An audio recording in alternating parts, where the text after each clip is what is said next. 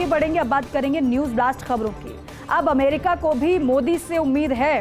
प्रधानमंत्री नरेंद्र मोदी पर अमेरिका का बड़ा बयान सामने आया है और अमेरिका ने व्हाइट हाउस के प्रवक्ता जॉन किर्बी का बड़ा बयान है। वो ये कह रहे हैं कि मोदी करें रूस यूक्रेन युद्ध रोकने की कोशिश। जंग रोकने के लिए मोदी की कोशिशों का स्वागत है। पीएम मोदी की हर पहल का हम स्वागत करेंगे। आपको याद होगा जब प्रधानमंत्री का संबोधन हुआ था उस समय प्रधानमंत्री ने कहा था कि हम युद्ध की पैरवी नहीं करते हैं, हम शांति से बातचीत में विश्वास रखते हैं और अगर कोई विवाद है भी, कोई युद्ध है भी, तो उसका जो हल निकाला जाए वो वार्ता से निकाला जाए, ना कि इस तरीके से युद्ध से, क्योंकि युद्ध किसी भी समस्या का समाधान नहीं है, किसी भी समस्या का हल नहीं है। लेकिन ये बड़ी बात है, प्रधानमंत्री नरेंद्र मोदी पर अमेरिका ने जो कहा है, व्हाइट हाउस के प्रवक्ता जॉन किर्बी ने ये कहा है कि मोदी रूस यूक्रेन युद्ध रोकने की कोशिश करें। प्रधानमंत्री की एक तरफ लोकप्रियता बढ़ती जा रही है, लेकिन दूसरी तरफ उनकी जो बातें हैं, उनके जो फैसले हैं और उनकी जो कोशिश है वो निरंतर उसका असर भी देखने को मिल रहा है। और यही वजह है कि अमेरिका ये कह रहा है कि मोदी रूस यूक्रेन युद्ध रोकने की कोशिश करें और जंग को रोकने के लिए मोदी की जो कोशिश होगी उसका हम स्वागत करेंगे। पीएम मोदी की हर पहल का हम स्वागत करेंगे, अमेरिका ने ये कहा है।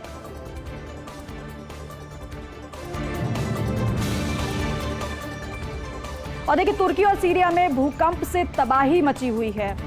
तुर्की सीरिया में मरने वालों की जो संख्या है वो 24,000 के पार पहुंच चुकी है। निरंतर ये जो मौत का आंकड़ा है वो बढ़ता जा रहा है।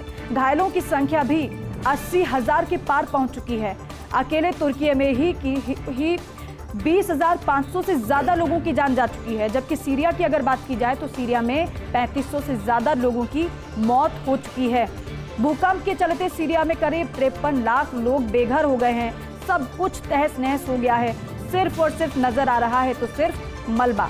राहत और बचाव दल दिन रात मलबे के नीचे दबे लोगों की तलाश में जुटे हुए हैं, जिसमें भारत की एनडीआरएफ टीम भी शामिल है, क्योंकि 95 देशों ने मदद की है। मदद कर रहे हैं 95 देश। ऑपरेशन दोस्त के तहत एनडीआरएफ टीम लगातार जुटी हुई है रेस्क्यू में। प्रधानमंत्री मोदी ने कहा, तुर्की के लोगों के साथ दृढ़ता से भारत खड़ा हुआ है, क्योंकि तुर्की और सीरिया की अगर बात की जाए तो वहां पर भूकंप से तबाही मची हुई है, लोगों की जान गई है। कुल मिलाकर जो मौत का आंकड़ा है वो 24,000 के पार पहुंच गया है। घायलों की जो संख्या है वो 80,000 के पार पहुंच चुकी है। अकेले अगर तुर्की की बात की जाए तो अकेले तुर्की में 20,500 से ज़्यादा लोगों की जान जा चुकी है, जबकि सीरिया की बात करें तो सीरिया में 3500 से ज़्यादा लोगों की मौत हो चुकी है। लेकिन ये जो मौत का आंकड़ा है, चिंता की बात यह है, ये निरंतर बढ़ रहा है। भूकंप के चलते सीरिया में करीब 53 लाख लोग बेघर हो गए हैं।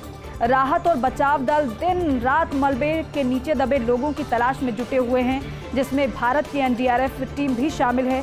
ऑपरेशन दोस्त इसे नाम दिया गया है। ऑपरेशन दोस्त के तहत एनडीआरएफ की टीम लगातार जुटी हुई है। प्रधानमंत्री नरेंद्र मोदी ने कहा है कि तुर्की के लोगों के साथ भारत मजबूती के साथ खड़ा हुआ है, दृढ़ता के साथ खड़ा है। और नेपाल में भारत का निवेश। पड़ोसी देशों में बढ़ती जा रही चीन की गतिविधियां। अब भारत ने चीनी हरकतों को नाकाम करने के लिए अपनी रणनीति अपनाई है।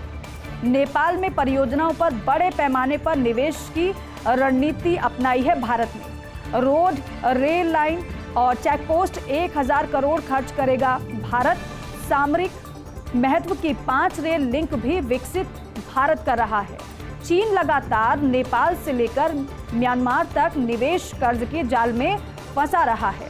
पाकिस्तान, बांग्लादेश और श्रीलंका को ड्रैगन ने फंसा रखा है और ड्रैगन की यही कोशिश रहती है कि दूसरे देशों में निवेश करे, कर्जा दे उनको, और जब वो कर्जा नहीं लौटा पाए तो फिर अपनी डिमांड करे, वहाँ पे फिर कब्जा चीन करता है। लेकिन ऐसे में भारत अपनी ही रणनीति पर काम कर रहा है और रणनीति कुछ इस कदर नजर आ रही है कि नेपाल में निवेश भारत का नजर आएगा। पड़ोसी देशों में बढ़ती जा रही चीन की गतिविधियों को कैसे नाकाम किया जाए, इस पर भारत अब काम कर रहा है तेजी से। अब भारत ने चीनी हरकतों को नाकाम करने के लिए अब रणनीति अपनाई है। नेपाल में परियोजनाओं पर बड़े पैमाने पर निवेश की रणनीति भारत ने अपनाई है, क्योंकि हमारा पड़ोसी देश है। रोड, रेल लाइन, चेकपोस्ट पर 1000 करोड़ खर्च करेगा भारत, ये रणनीति भारत की है। सामरिक महत्व की 5 रेल लिंक भी विकसित भारत कर रहा है। चीन लगातार नेपाल से लेकर म्यांमार तक निवेश कर्ज के जाल में फंसा रहा है। हालांकि पाकिस्तान, बांग्लादेश की बात की जाए, श्रीलंका की बात की जाए तो ड्रैगन ने इन्हें पहले ही अपने कर्ज के जाल में फंसाया हुआ है और आप देखेंगे इन देशों की हालत क्या है।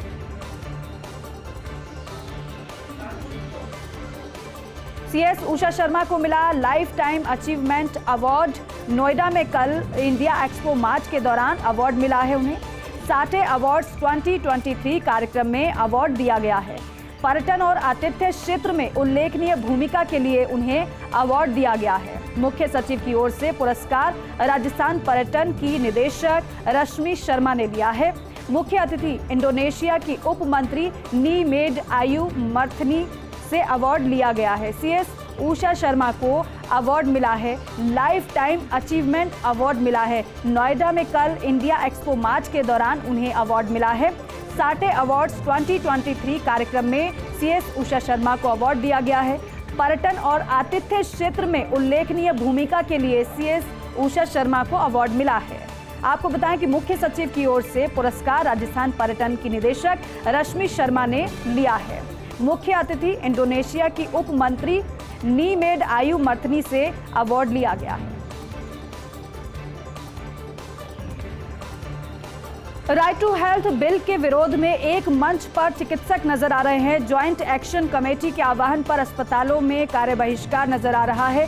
सुबह 8 बजे से अगले 24 घंटे तक कार्य बहिष्कार जारी है। सेवारत चिकित्सक संघ व मेडिकल टीचर्स एसोसिएशन का भी समर्थन है। प्रदेश भर के निजी चिकित्सक राजधानी में एकत्र होकर शक्ति प्रदर्शन कर रहे हैं। फार्मासिस्ट एसोसिएशन ने भी चिकित्सकों के आंदोलन को समर्थन दिया है, क्योंकि राइट टू हेल्थ बिल का ये विरोध है जो निजी अस्पताल के चिकित्सक कर रहे हैं। ज्वाइंट एक्शन कमेटी के आह्वान पर अस्पतालों में कार्य बहिष्कार किया गया है।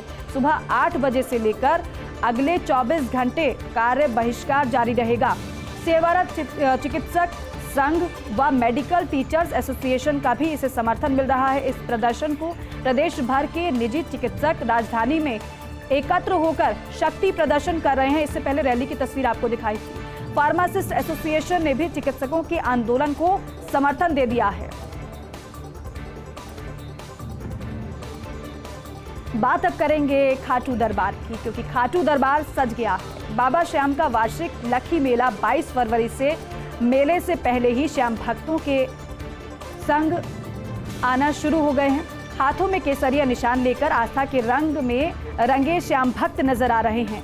राजस्थान के अलावा अन्य राज्यों से भी भक्त खाटू आए हैं। श्याममय होने लगी है खाटू नगरी पूरी तरीके से। तो लखी मेले की तैयारी भी लगातार जारी है, जो कि 22 फरवरी से होने वाला है। और ऐसे में मेले से पहले ही श्याम भक्तों के संग आना शुरू हो गए हैं। हाथों में केसरिया निशान लेकर आस्था के रंग में रंगे नजर आ रहे हैं भक्त। राजस्थान के अलावा अन्य राज्यों से भी भक्त खाटू आए हैं। श्याममय होने लगी है खाटू नगरी, क्योंकि न सिर्फ राजस्थान बल्कि दूर दूर से खाटू के दरबार में भक्त पहुंचते हैं।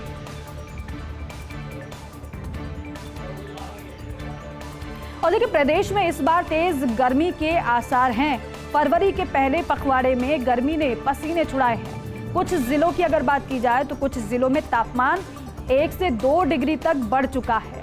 मौसम विभाग के मुताबिक लगातार बदल रही हवा की दिशा। हालांकि अगले 24 घंटे में मौसम बदलेगा, ऐसा मौसम विभाग ने कहा है। नमी बढ़ने से एक बार फिर से शुरू हो सकता है ठिठुरन का दौर, ये भी मौसम विभाग ने आकलन जताया है। लेकिन फिलहाल अगर गर्मी की बात करें तो गर्मी अब महसूस होने लगी है। प्रदेश में इस बार तेज गर्मी के आसार हैं। फरवरी के पहले पखवाड़े में ही गर्मी ने पसीने छुड़ा दिए हैं। कुछ जिलों की अगर बात करें तो कुछ जिलों में तापमान 1 से 2 डिग्री तक बढ़ चुका है। मौसम विभाग के मुताबिक लगातार हवा की दिशा बदल रही है। हालांकि अगले 24 घंटे में मौसम फिर से बदलेगा। जो गर्मी आपको महसूस हो रही है, एक बार फिर से मौसम बदलेगा और नमी बढ़ने से एक बार फिर शुरू हो सकता है ठिठुरन का दौर। ये मौसम विभाग ने अनुमान जताया है।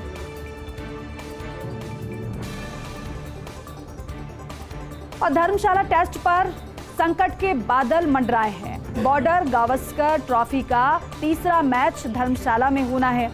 लेकिन संकट के बादल उस पर मंडरा रहे हैं। 1 से 5 मार्च तक मुकाबला खेला जाना है। रिनोवेशन के बाद फिलहाल मेजबानी के लिए पूरी तरह धर्मशाला तैयार नहीं है।